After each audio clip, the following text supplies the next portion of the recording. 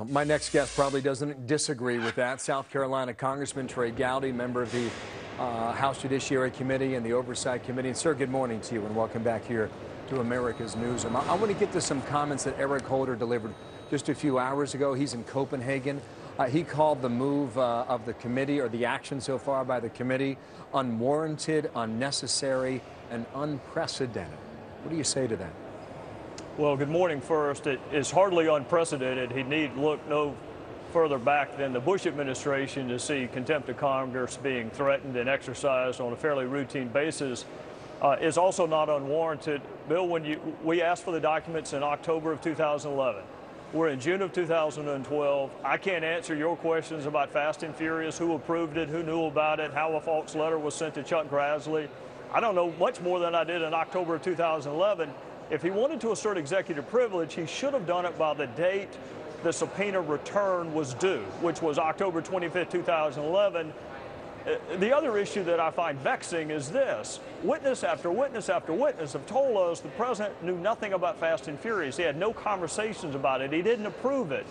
Then how in the world can he assert executive privilege over something he didn't have any conversations about? If his version of executive privilege is accurate, then we can't get any documents from any executive branch entity because it's all protected. And of course, that would be an absurd result. Well, he says he's still optimistic, apparently, about resolving this. And the suggestion he made in Denmark is that it could be resolved on the proposal that he offered earlier in the week. Now, is that a possibility, or is that a no-go? Well, Bill, you wouldn't think very highly of us if we accepted his extraordinary accommodation or proposal, or whatever euphemism he's going to use today. What he proposed to Chairman Issa was to give a verbal debriefing, no documents, and you take contempt of Congress off the table. Now, it's been a little over a year and a half since I negotiated in criminal cases. That's not a very good negotiation from the state standpoint. We give up our right to prosecute you or go forward with contempt of Congress. You don't give us the documents. That was a non-starter. I don't know what's in these documents that he doesn't want to show us. Let's get to the contempt vote in a second here, okay, that we expect next week in the full House on the floor. But what is your thinking as to why executive privilege was exerted yesterday? There's something in those documents that the Department of Justice or the White House doesn't want us to have. And I cannot imagine. I honestly, Bill, do not think the President of the United States knew about Fast and Furious before Brian Terry's death. I'm not sure he knew about it very quickly after Brian Terry's death, any more than George Bush knew about wide receivers. I don't know who they're protecting or what they're protecting. It could be Lanny Breuer. If you held a gun to my head and made me guess, and I hope you don't. Why would you suggest Lanny Breuer? His fingerprints are all over Fast and Furious and gun walking. And here's the best piece of evidence. On February 4th, as you know, a letter was sent to Chuck Grassley that was demonstrably false and later withdrawn. They denied gun walking as a tactic.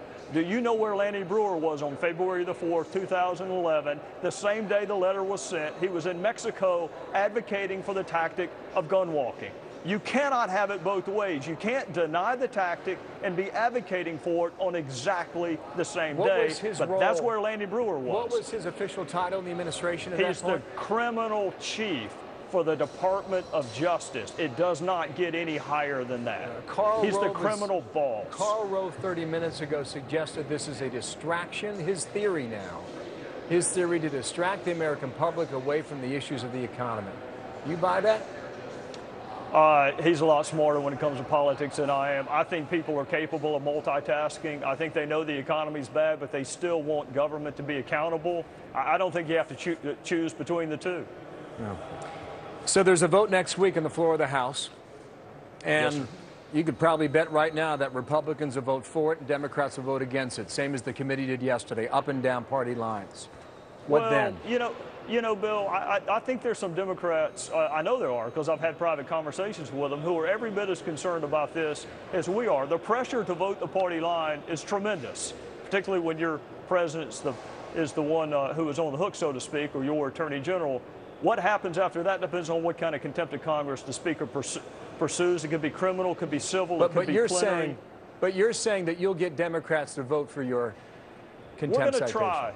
We're going to try. We're having, Congressman Chaffetz and I have had very cordial conversations with some of our friends on the other side of the aisle. This is not a political exercise to me.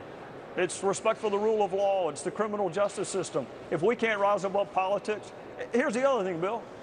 If this were a Republican attorney general, he still needs to give us the documents. This is not about politics to me. If Congress cannot stand up for its right to provide oversight when you have a dead Border Patrol agent, when are we ever going to do it?